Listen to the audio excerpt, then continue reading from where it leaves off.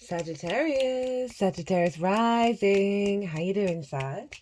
This is your reading for the Gemini full moon. It's happening on the 15th of December 2024. If you're watching this after the event, I work with 6-month cycles, so this energy that's coming through in this reading is going to serve you over the next 6 months. I'm also going to be pulling some cards for Mercury going direct. Dishala diala, dishala moduela, dishanima ot.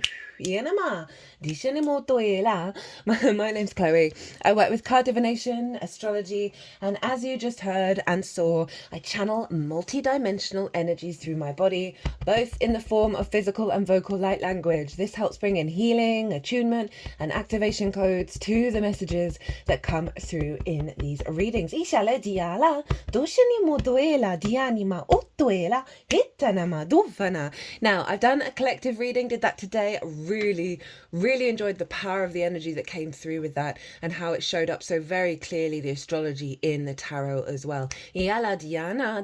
So if you want a deeper understanding of what's going on in this moon, because I really get into the weeds of the astrology of the exact moment of the moon, which forms an energetic blueprint which we then work with over the next 6 months. Pause this video, go watch that, then come back, and this is how it relates to the Sagittarius area of your chart in here. So I read for the rising signs. So for those of you who don't have Sagittarius in the first house, look to the house that it does fall in, look to the themes of that house, as well as all the other meaning you've got going on in the sign of Sagittarius. You want to apply all of that to the messages that come through, because it will be as if that Sagittarius energy has now energetically moved to the first house. As always, take what resonates, leave what doesn't. Not every message is for you. It might be. For example, I've got Sag in the 5th house of my house of joy, my creativity. I've got my Uranus there, so it often means I'm hyper independent, so that I would apply all of those themes to what comes through in this reading. If you've got your sun, your moon, you want to apply that energy as well. Right, so let's get on with this. Where is this happening for you, my lovely Sagittariuses? Well, it's happening opposite your sign, in the sign of Gemini, in the house of the other.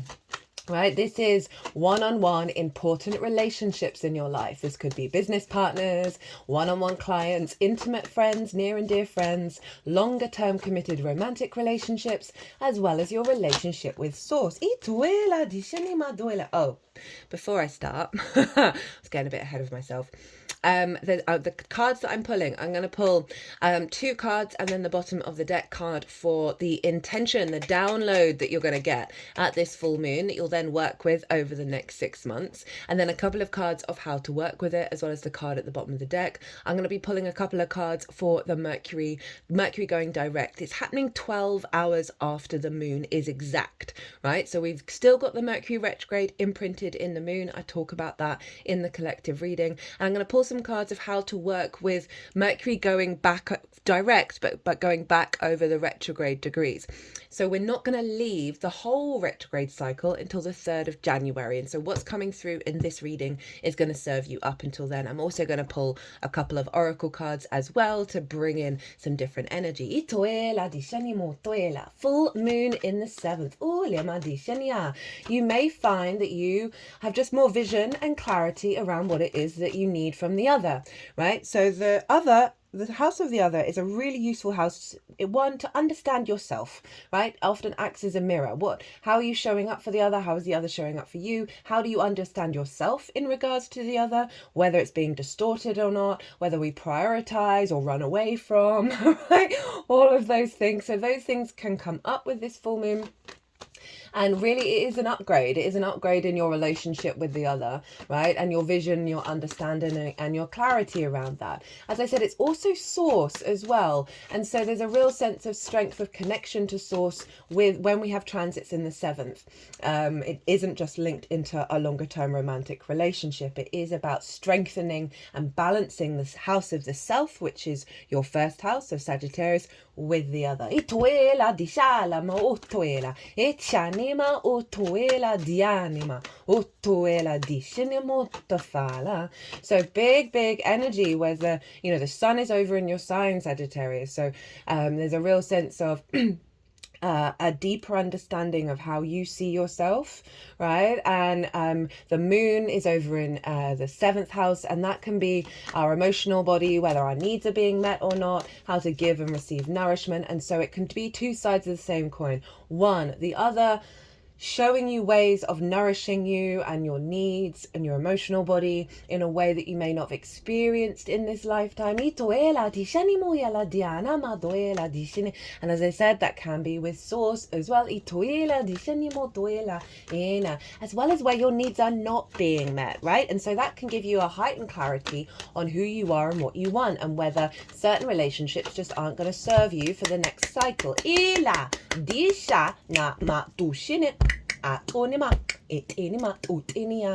may find I'm trying to think. So you may just be spending quality time with somebody and feeling really good about it. Heightened intuition as well around what the next stage that Source wants you to walk along in terms of the sun being in the 7th. You know, and the 1st and the 7th house. So I see a tree in I see a tree in the natal chart. Now the 4th house is the root system. The 10th house are where the leaves are striving to expand towards the sun. And the 1st and the 7th are the branches. We need those branches to be equal, right? Not lopsided, and in order for the tree to really grow. So it is about finding a healthier resonance with the other. And so often, as I say, we can lose ourselves with them, or we can, you know, overextend ourselves or take up too much room. And it is all about balance and working together. So with a full moon, it's always upgrading these two branches to get them to work together in a healthy way that serves both parties. It's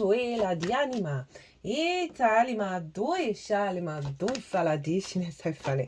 Just had a Virgo rising, a fellow mutable sign, message me to tell me to go look at the moon. You got a bonus card. Oh my god. Now, I'm not going to go into like really detailed astrology. I've done that in the collective reading, and then you can apply that to your own chart. I'm trying to keep these short because the Mars retrograde series took a lot longer than anticipated, which means these videos are coming out a bit later than I would have liked.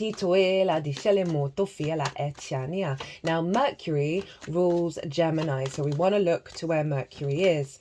And Mercury's in your sign, Sagittarius, and it's still retrograde at the exact moment of this full moon.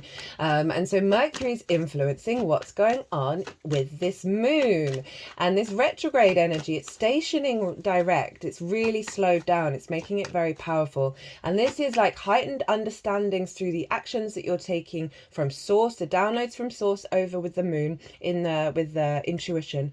Mercury picking up on that information, really bringing a deeper knowledge of how to embody that.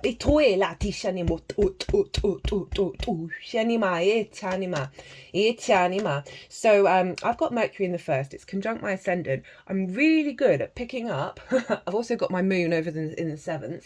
I'm really good at picking up where there are distortions in the field of the other, right? You know, when someone's talking and they're acting like they're fine, I'm like, I can sense there's something underneath that. So your body, your navigator, your Sagittarius vessel is going to be able to pick up a lot of clues around the other. And this can be, oh no, danger zone, or this I can unravel this, or I can facilitate this, however it's resonating for you. But you're going to get a lot of clear downloads, 1 from source and 2 from the others in your life over the next 6 months. So it's going to help you understand what kind of relationships you want and what ones are worth spending your energy on, to be honest. Oh,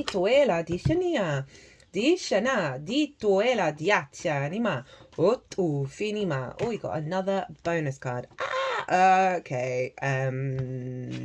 Yes, and yes, you got lots of bonus cards. My usual readings, I like all the cards, obviously, but As I said, I'm trying to keep this super short for everybody. This is also conversations, like real conversations with yourself about what you want and what you need. So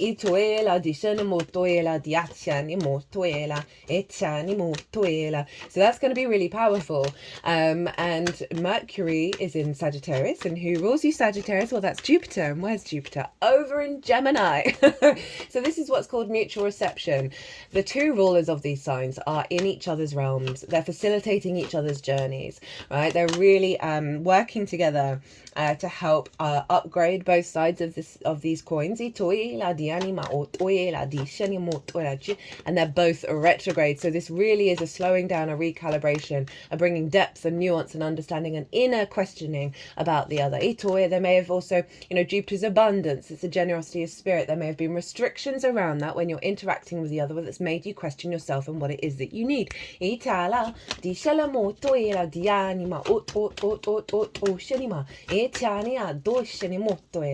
also got Jupiter in the 7th. I've also got Jupiter retrograde. So there's quite an alignment going on with the astrology here in terms of my own natal chart. Not the same signs, but that Jupiter retrograde does mean that you're questioning things, does mean you're able to give wisdom to help others understand themselves as well. And there can also be just sort of a restriction around the generosity of the other that strengthens who the F you are. Moving away from the rescue energy that so often we can have with relationships.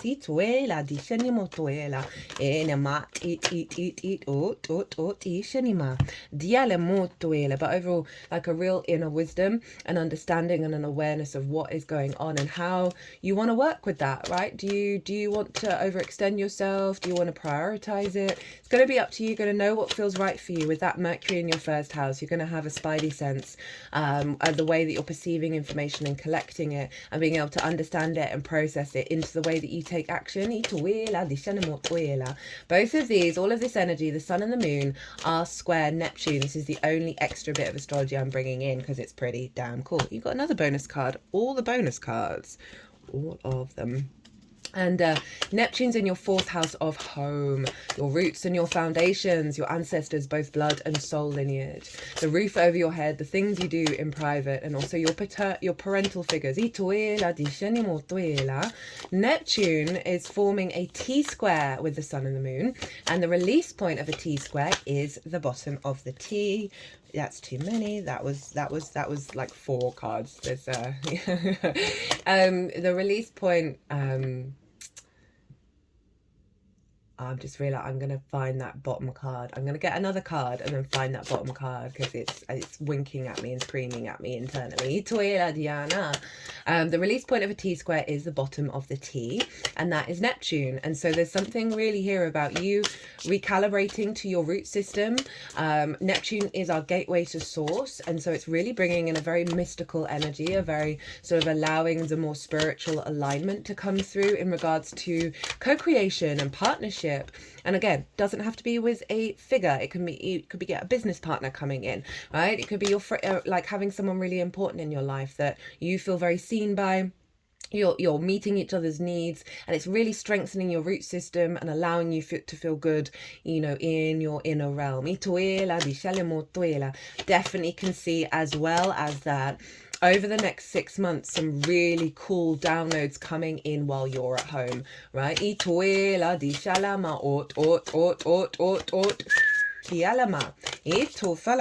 we go. Let me find that one.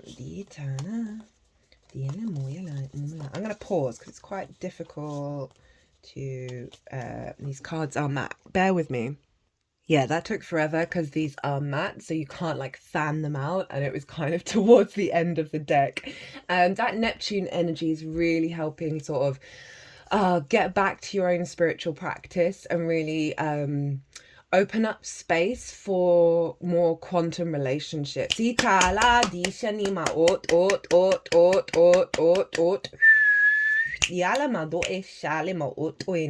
Right, let's get into, that was the bonus card, right? Yeah. Let's get into di shani ma'ot oela, into the download that you're getting for this moon. We have the Knight of Wands in reverse, the Seven of Pentacles in the upright, and the Three of Pentacles in the upright. So the Knight of Wands came up in the collective reading, and the Knight of Wands can be really impulsive, and it can, you know, get very distracted and not really it's a slightly immature card, and I don't always read it that way, but that's been the message that's been coming through of late, right? Of releasing that, because we're getting an activation with Saturn as well, which is a level of maturity. So I'm getting two messages with this Knight of Wands. One, a release around, say, right, let's focus on a romantic relationship, right?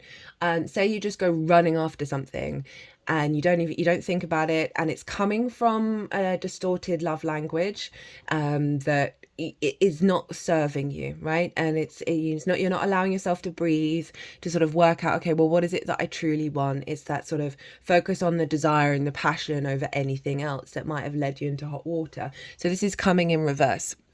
Right, so a release of that impulse that isn't serving you or even the other person. And that kind of ties in with Neptune in the fourth of, you know, parental figures and what we learn from them, and also the ancestors that then can sort of govern how we move through the world. And Neptune's really bringing in a stronger spiritual resonance in order for you to walk your life from a place of meaning and sort of elevate away from the Knight of Wands. I'm also getting another message with this Knight of Wands, which is very Sagittarius in nature, that there's been a drain on your energy, a drain in your momentum and movement, right? The sense of there's been a halt to slow you down.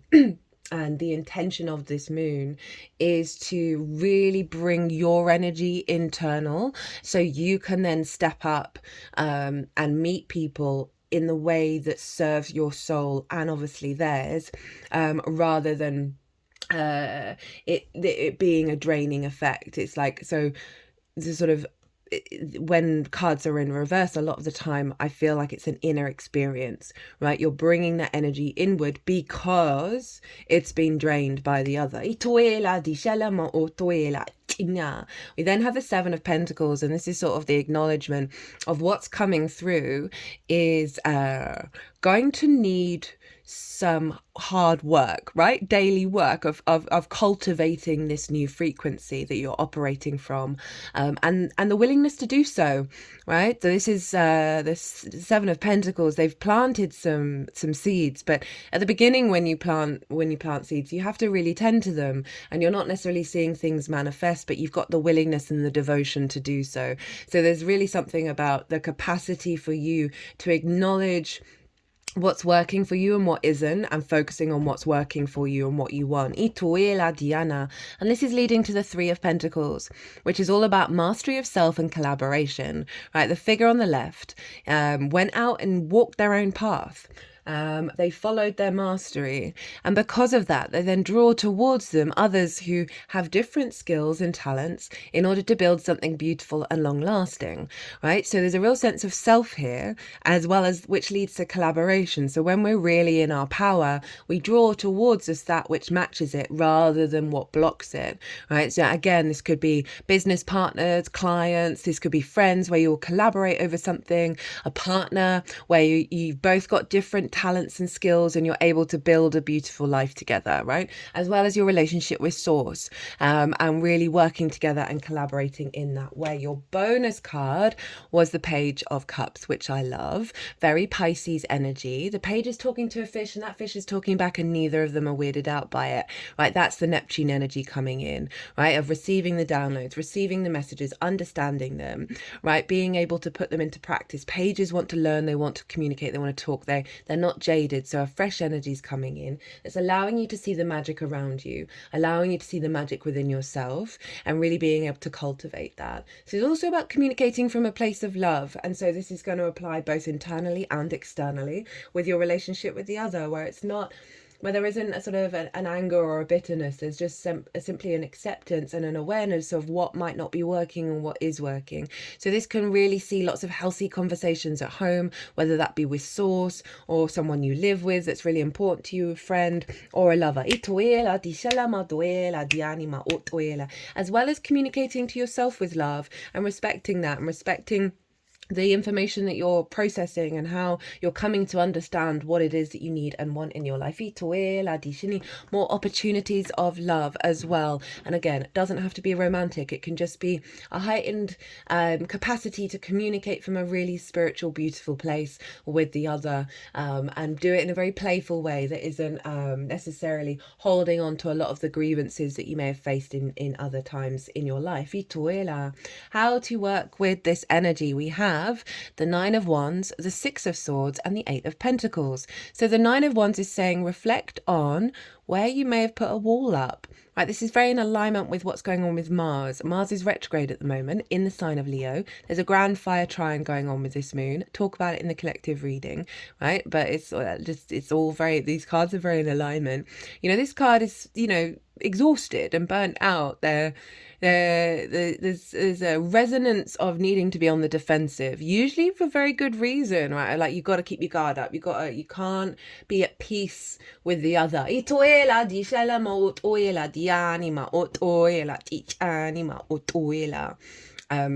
There's just this level of not being able to be yourself fully, right? It's not saying it's like the overriding energy, but there's certainly a frequency around it kind of feeling a bit burnt out by the other, a bit like, oh, it doesn't, I go into these situations and there's always something that isn't in flow. And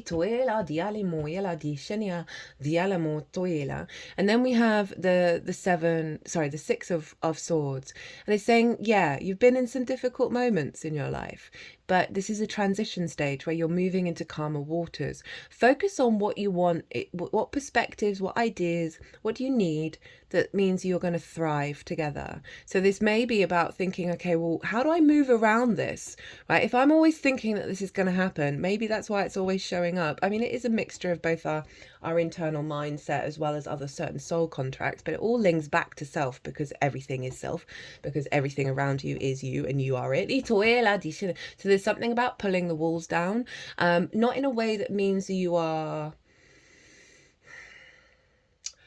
repeating cycles. It's in a way of where you're no longer in conflict with what's happening with you, and you are able to be yourself without getting exhausted and burnt out and defensive.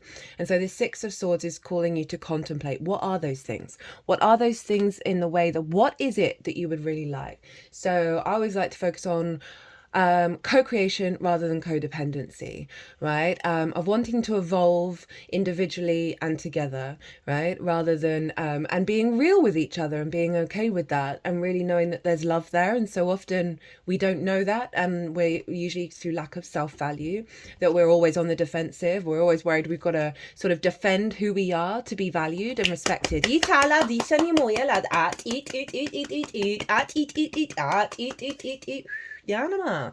And then it's the Eight of Pentacles. For me, this card is step up to your own incarnation, right? Pull your socks up, go do the damn thing and master yourself. Put in that effort. And enjoy the ride. So this is two-pronged. This is one, a deeper understanding of your own capacity to put in the work to refine self, as well as this is this sense of, okay, well, how can I master those relationships? How can I co-create and collaborate and really refine how I'm showing up, how I'm putting in the effort, how I'm working with others, and really communicating in a healthy way, right? You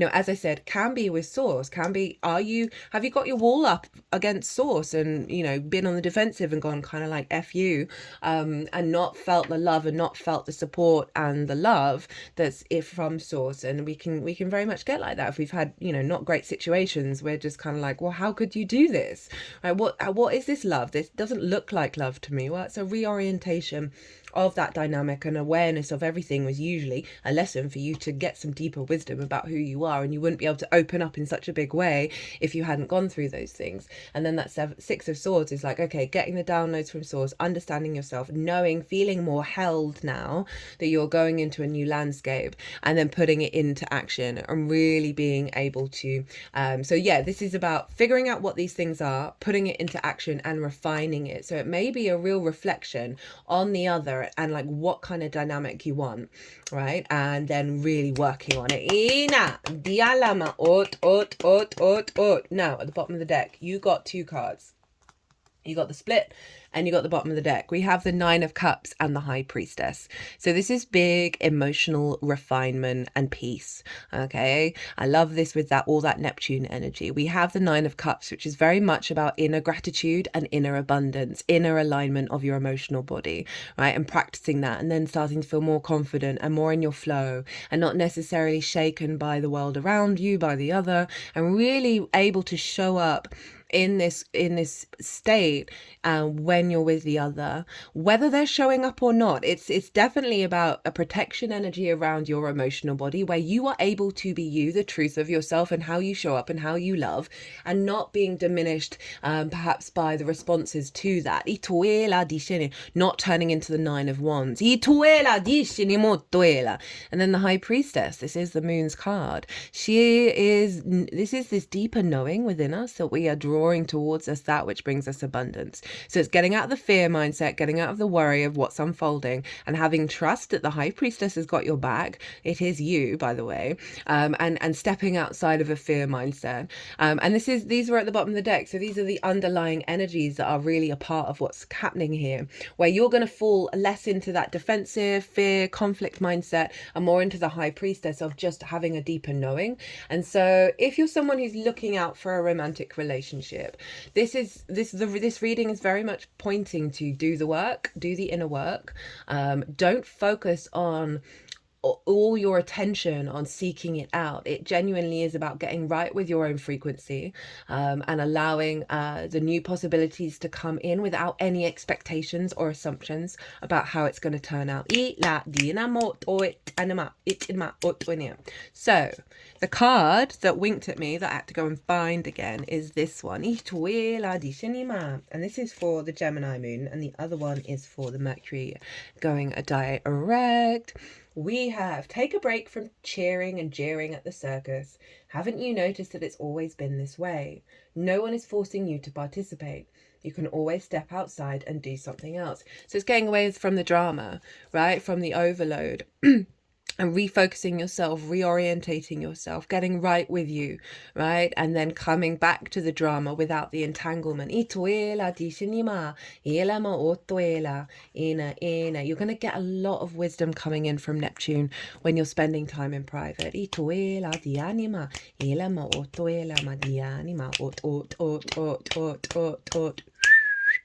Diana. Okay, so the energy you're working with Mercury going direct, remember this is taking you up to the 3rd of January, is the Leo card.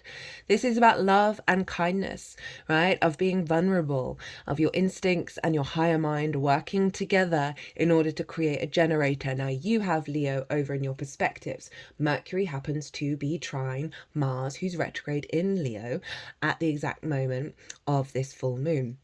And it's very much part of the transit. And so there's a real something around elevating your perspectives so you have the energy to move through the world and process and understand the world through this strength, through this power, right? She's one of the few figures who has the infinity symbol. The only other person is the magician. Diana. And there's a real sense of acknowledging the duality, right? The ebb and the flow of the way that things are moving, and really finding an inner peace with that, right? Leo rules the heart, so it's really opening up your heart and your perspectives and being able to implement it and understand it. So this is the energy that you're working with. So it's calling you to be very kind to yourself and loving to yourself, to both your instincts and your higher self, right? They are not trying to dominate each other. There's a real sense of equality coming here and balance. So this is what you want to reflect on, of how can you open up your heart and communicate in that way that's coming from a truth within you rather than perhaps what you want others to hear, right? We can so often do that, or perhaps where we've held back through fear of being vulnerable. How to work with it. Oh, another major arcana. Hello, Virgo, right? So this is about your inner wisdom. This is kind of summing up a lot of this one as well. Of the Hermit isn't bothered what society thinks of it. In fact, it's gone off into the wilderness and it's standing on top of a mountain. Of all the cards in the tarot, the Hermit standing is the highest of them all, right, in terms, and that represents a higher perspective. And so there's a real sense of a cultivation of your inner wisdom. You might want to spend a little time contemplating that, right? This is your life path, your 10th house, your career, your visibility, your reputation. What relationships aren't in alignment with that, right? What relationships are? Where do you want to build? And so you can work. What kind of relationships do you want that you think would help your life purpose, help your career, be part of that co-creation energy? So it's about this inner strength, this inner wisdom of cultivating that until January the 3rd. As well as like, okay, how do I get these arms, the branches of the tree in balance so I can strive and expand at my soul level? Ila, Dishana. Are they just sort of put my shoulders really far back, pushing my chest, the heart space out really wide? This feels really nice. Maybe do this at home. Like, so your elbows are kind of at your waist. Ituela, atinima, ila, ali muela, Dishana, atinima. Kind of like cat-cow. Itiala, dishania, dufana, dianima. At the bottom of the deck is the Page of Swords, right? So the capacity to understand the past, be present in the moment, with the movement towards the future, right? The Page of Swords is very objective and very able to process the information and timeline crunch. Just put it at the side of my head.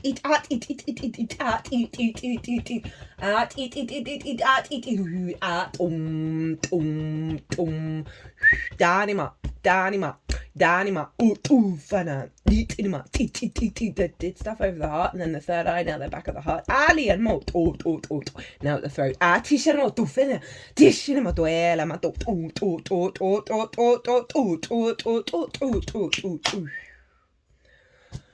whoa. Okay, right. I'd forgotten to do these two cards. You got two here. This is from the Four Agreements Oracle. Very mercurial deck, written by a Virgo sun, the book, and I recommend the book to anyone, given to me by a Gemini rising. Always do your best. Stay in the present moment, right? So it's focusing on what do you need right now? What's important, rather than worrying about what happened in the past and projecting it into the future. Keep your attention on today and stay in the present moment. This is the beginning of a new understanding, a new dream. Be impeccable with your word, right? So it's getting right with yourself in the way that you communicate, with figuring out what it is that you need, and then finding yourself in positions where you might have to be vulnerable of communicating that to the other. Seek to know the truth. When you hear an opinion and believe it, you make an agreement and it becomes part of your belief system. The only thing that can break this agreement is to make a new one based on truth. Only the truth has the power to set you free. Again, what ties have you had with the other, right? That you're like, I don't really think that or feel that way, and it's kind of bound you up in a bit of a mess, perhaps. It also feels like some sort of past life energy as well, or things that were told to you when you were younger, that you're then those love languages that we then go and recreate with anything other than ourselves. And that is very much what's going on with Mars as well. Now,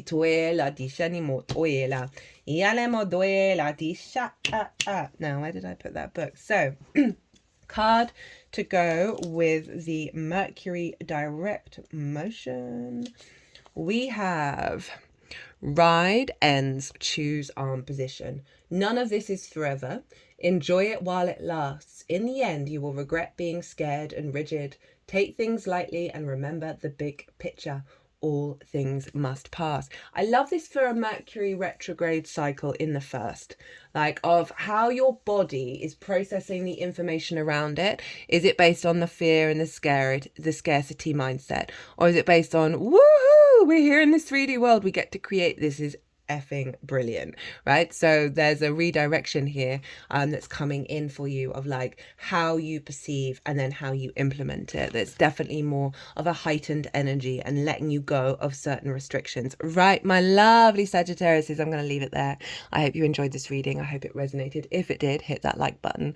But other than that, if you want a personal reading, my details, my website's everywhere. If you want to pay by PayPal, email me directly. Be good to yourself, Sagittarius. Be good to those around you. Safe travels and be well until we meet again.